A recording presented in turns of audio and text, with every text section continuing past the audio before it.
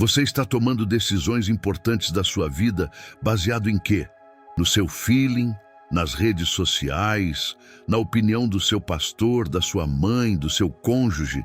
Porque se você é cristão há mais de um ano e ainda não sabe como ouvir a voz de Deus com clareza e consistência, não é um problema de fé, é um problema de método.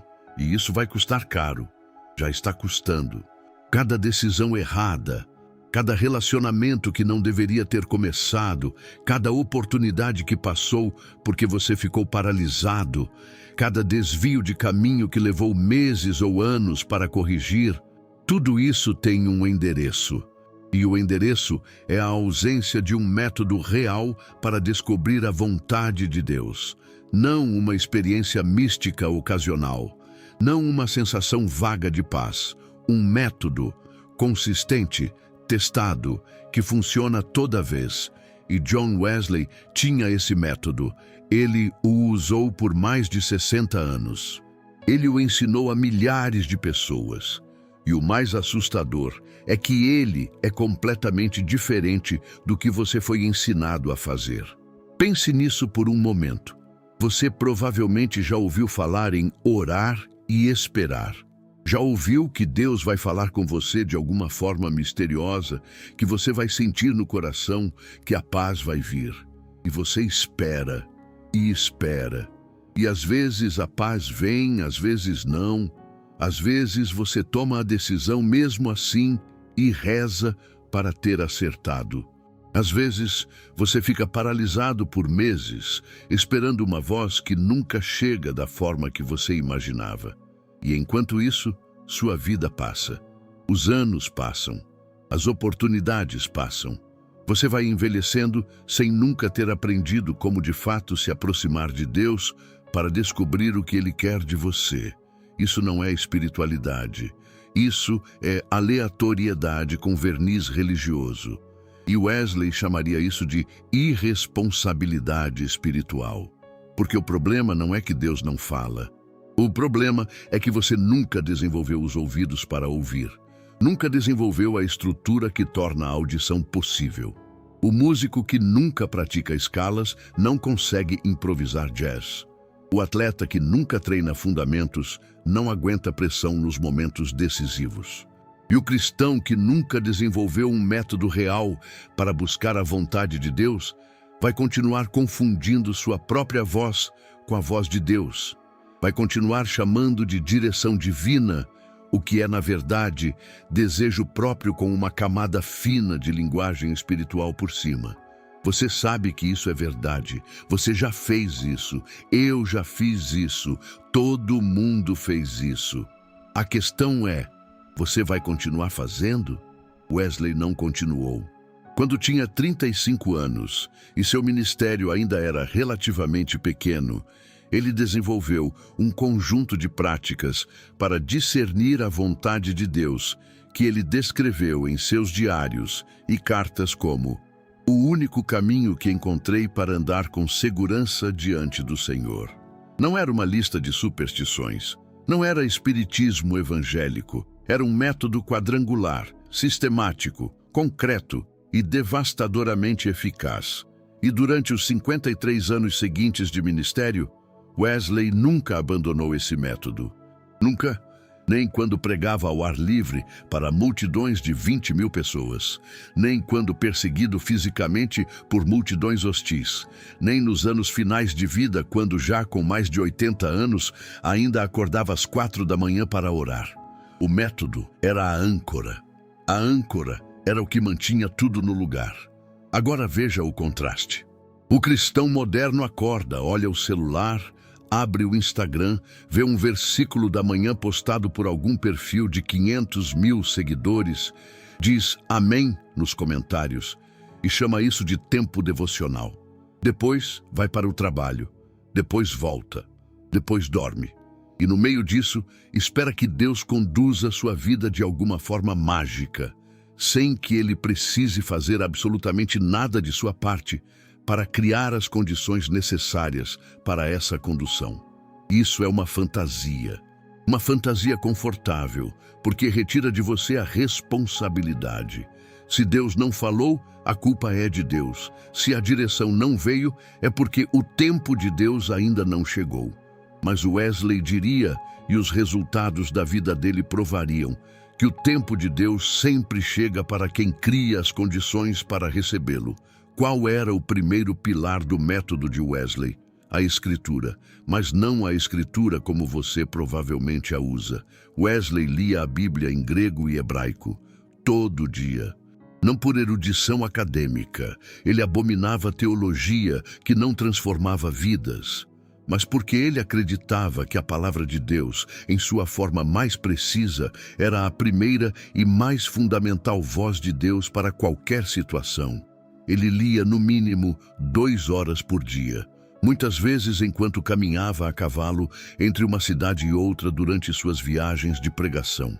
Em 52 anos de ministério itinerante, ele viajou mais de 400 mil quilômetros a cavalo.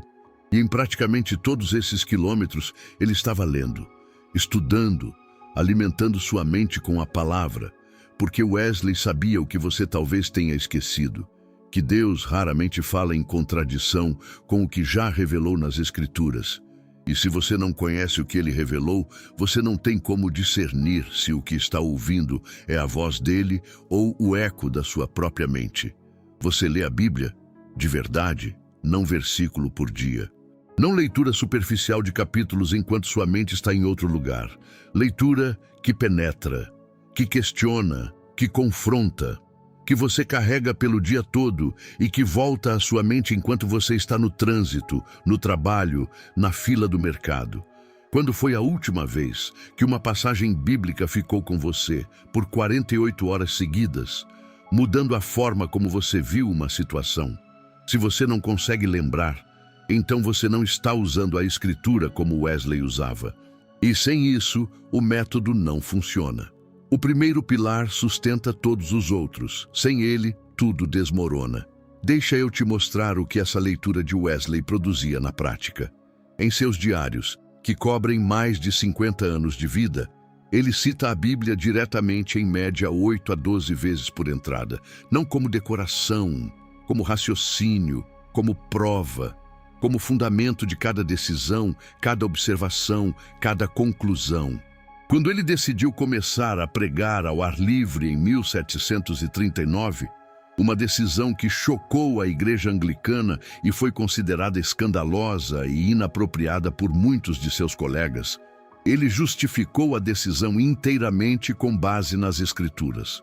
Não com base numa visão que teve, não com base num sentimento de paz. Com base num argumento bíblico construído com precisão cirúrgica, que ele conseguia articular para qualquer crítico em qualquer momento. Esse é o tipo de cristão que a Escritura profunda produz. Não alguém que tem um versículo favorito. Alguém que vive dentro do universo da palavra e toma decisões com a gramática desse universo. O segundo pilar era a razão. E aqui é onde Wesley incomodava todo mundo ao mesmo tempo. Ele incomodava os racionalistas porque afirmava a experiência do Espírito Santo com uma convicção que eles achavam fanática. Incomodava os entusiastas religiosos porque recusava-se a aceitar experiência emocional sem análise racional. Para Wesley, Deus criou a mente humana e espera que ela seja usada, não como substituta da fé, mas como ferramenta a serviço dela. Quando ele precisava tomar uma decisão, ele escrevia as alternativas, listava os prós e contras, analisava as consequências, consultava pessoas sábias, pesava evidências, e só depois disso tudo é que buscava a confirmação espiritual. Porque ele acreditava que Deus honra a mente que trabalha diligentemente antes de pedir orientação sobrenatural. Pense em quantas decisões ruins você tomou porque pulou essa etapa, porque você quis a resposta rápida, porque a análise parecia espiritualidade fraca demais e você queria a palavra direta de Deus sem o processo. Quantas relações você entrou sem analisar os padrões de comportamento? Quantos negócios você abraçou sem examinar os números? Quantas mudanças de curso você fez baseado numa sensação que passou em 3 semanas? A razão não é o oposto da fé. A razão é o chão onde a fé anda com segurança. Sem esse chão, a fé vira misticismo. E misticismo não transforma a vida. Produz drama espiritual, ciclos de euforia e depressão, e decisões que você lamenta anos depois. O terceiro pilar era a tradição, mas não no sentido de repetir rituais sem pensar. Para Wesley, tradição significava o peso acumulado da experiência da igreja ao longo dos séculos. Ele lia os pais da igreja, estudava como os cristãos das primeiras gerações haviam lidado com questões semelhantes. Lia Crisóstomo, Agostinho, Thomas à Kempis, não como autoridades absolutas, mas como vozes de sabedoria que atravessaram provas que ele nunca enfrentaria. Porque Wesley entendia algo que o cristão moderno perdeu completamente, que humildade intelectual e espiritual exige que você pergunte o que os que vieram antes de você aprenderam. A arrogância de cada geração é acreditar que descobriu uma forma nova de ser cristão que todos os anteriores perderam. Wesley se recusava a cair nessa armadilha. E você? Há um episódio específico nos diários de Wesley que ilustra perfeitamente esse segundo pilar em ação. Em 1748, ele estava considerando se deveria ou não se casar. Uma questão que o atormentava havia anos. Sua abordagem não foi buscar uma palavra profética. Foi sentar e escrever durante dias, analisando argumentos em favor e contra o casamento naquele momento específico de seu ministério. Ele escreveu sobre o impacto que um casamento teria em sua mobilidade, sobre o custo financeiro, sobre o tipo de mulher que seria uma parceira adequada para o nível de demanda que sua vida exigia.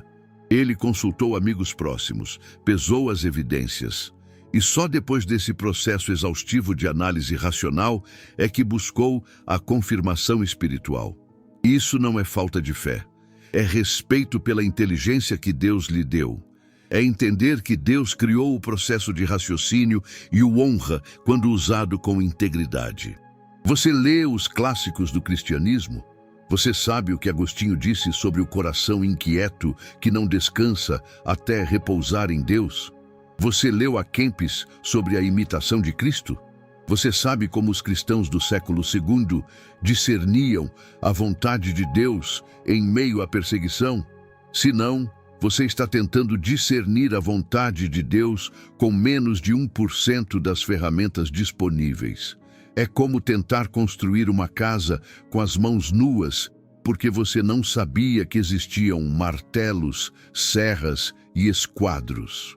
As ferramentas estão disponíveis. A tradição da igreja é um tesouro incalculável, e você está ignorando porque ninguém te disse que ele existia, ou porque é mais fácil e mais rápido buscar uma palavra profética do que sentar com um livro do século IV que vai exigir que você pense devagar. O quarto pilar era a experiência, e aqui Wesley era radical de um jeito que poucos entendem. Para ele, experiência não era o critério supremo, mas era um critério real. O Espírito Santo não é uma abstração teológica. Ele age, ele convence, ele conforta, ele alerta. E Wesley buscava ativamente essa confirmação experiencial depois de ter passado pelos 3 primeiros pilares.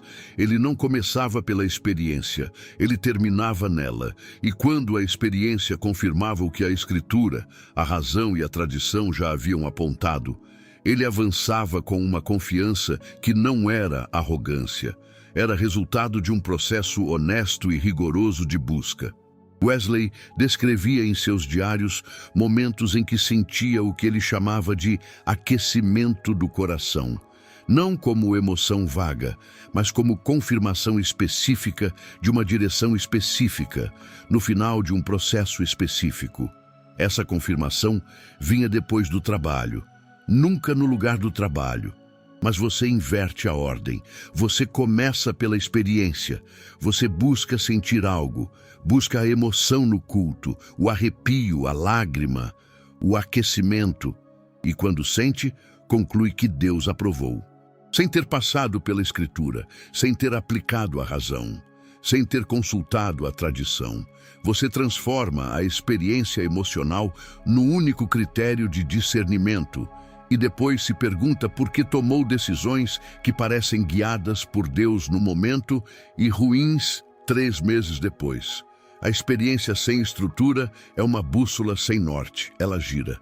Aponta em direções diferentes dependendo do campo magnético do momento. Do culto que te emocionou, do pregador carismático que te convenceu, do momento de vulnerabilidade que te fez sentir qualquer coisa que veio como direção. E você vai na direção que a bússola apontou naquele momento, e depois sofre as consequências. Jesus mesmo, o modelo supremo de tudo que falamos aqui, usava exatamente esse padrão. Ele conhecia as Escrituras com uma profundidade que deixava os doutores da lei estupefatos quando tinha apenas 12 anos.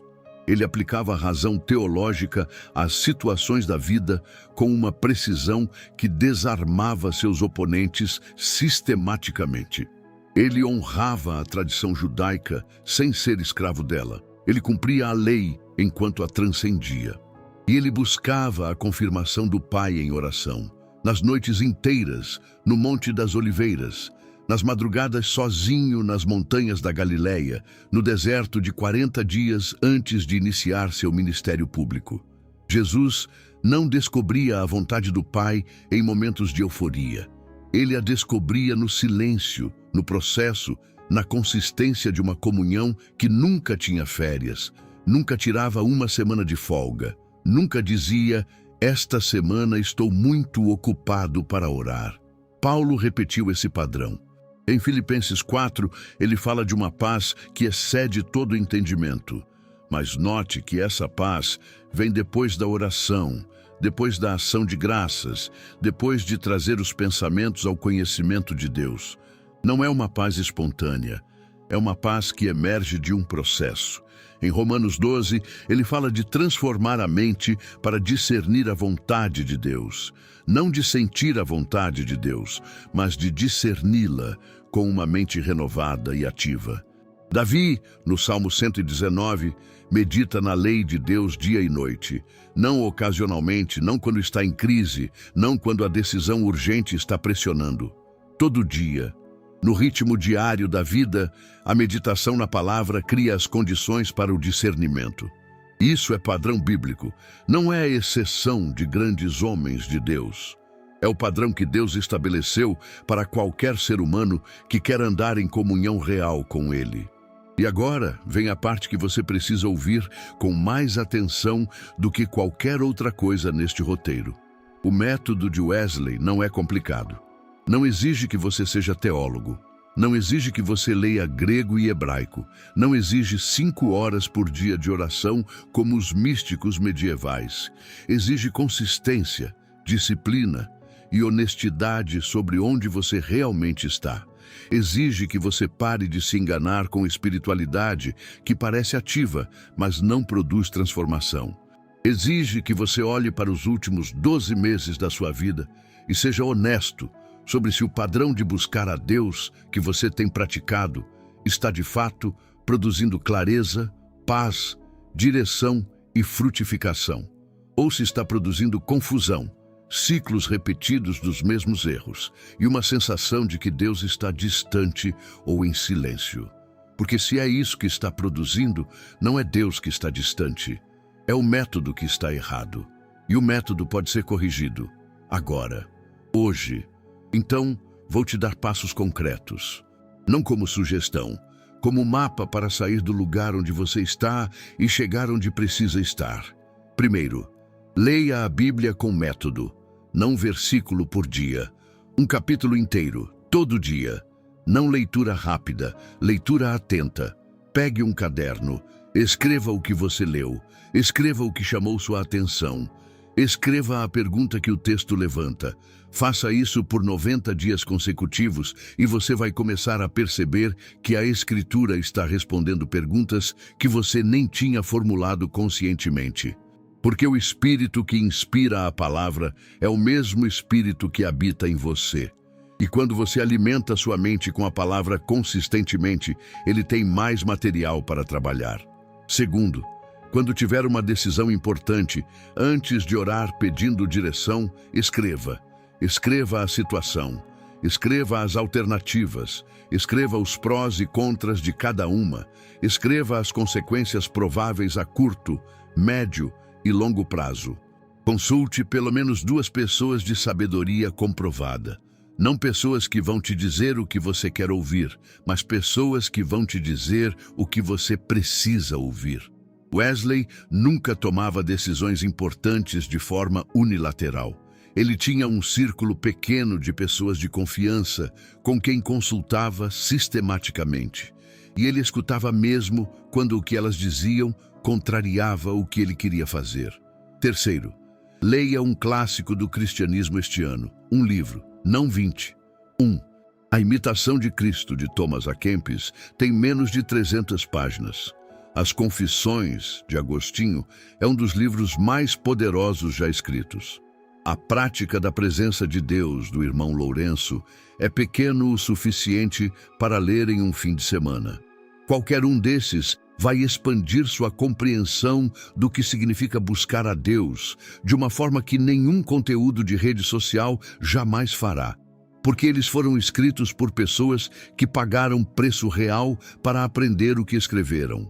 E esse preço transfere peso para as palavras. Quarto, depois de ter feito os 3 passos acima, ore, não como primeiro recurso, como confirmação. E quando orar, fique quieto. A maioria das pessoas ora e fala com Deus por 20 minutos e depois fecha a sessão sem ter ficado em silêncio por mais de 30 segundos. Wesley passava tanto tempo ouvindo quanto falando. Ele acreditava que Deus tinha coisas a dizer que só podiam ser ouvidas no silêncio depois que a mente turbulenta se aquietava. Amanhã de manhã, quando você for orar, experimente ficar em silêncio por 10 minutos depois de ter apresentado sua situação. Sem música, sem o celular, sem o rádio, só você e Deus. E preste atenção ao que vem, não como superstição, mas como prática de desenvolvimento de uma sensibilidade espiritual que atrofiou porque você nunca deu a ela as condições para crescer. Agora você vai me dizer que não tem tempo, que sua vida é corrida, que você tem filhos, trabalho, compromissos. E eu vou te dizer o que Wesley diria.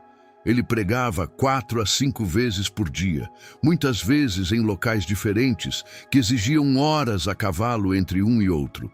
Liderava uma denominação com dezenas de milhares de membros, respondia a cartas de pessoas ao redor do Reino Unido e além, escrevia livros e panfletos e ainda assim acordava às 4 da manhã todo dia para orar, por mais de 60 anos.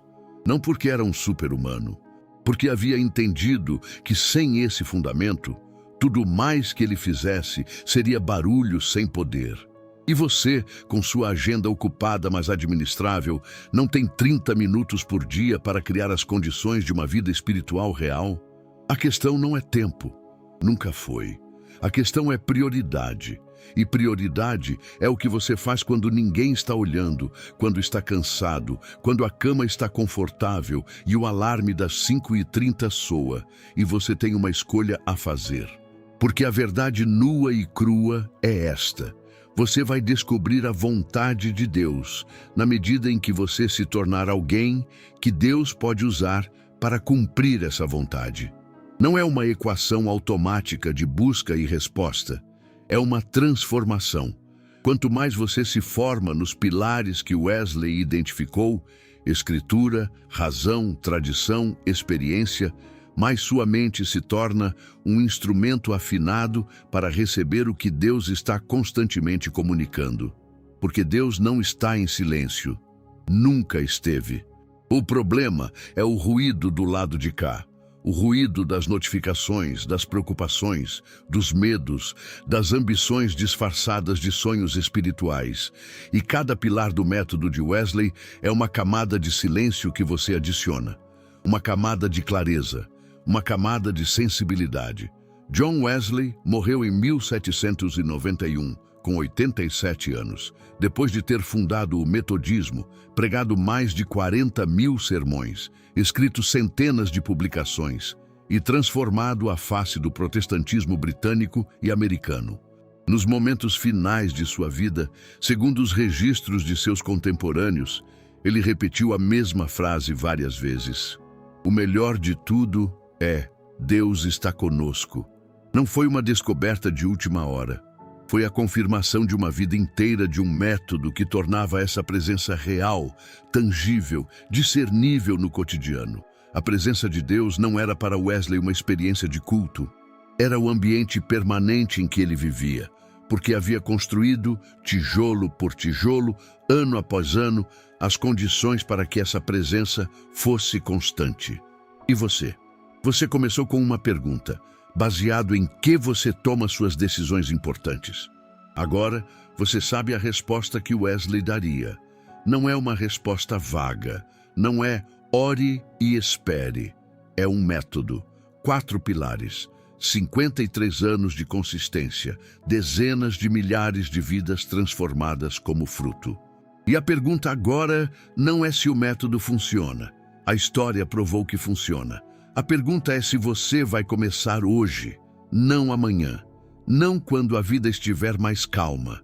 Hoje, porque cada dia que passa sem que você construa esse fundamento é um dia a mais de decisões tomadas no escuro, de oportunidades perdidas porque você não tinha os ouvidos treinados para ouvir, de potencial enterrado porque nunca criou as condições para florescer.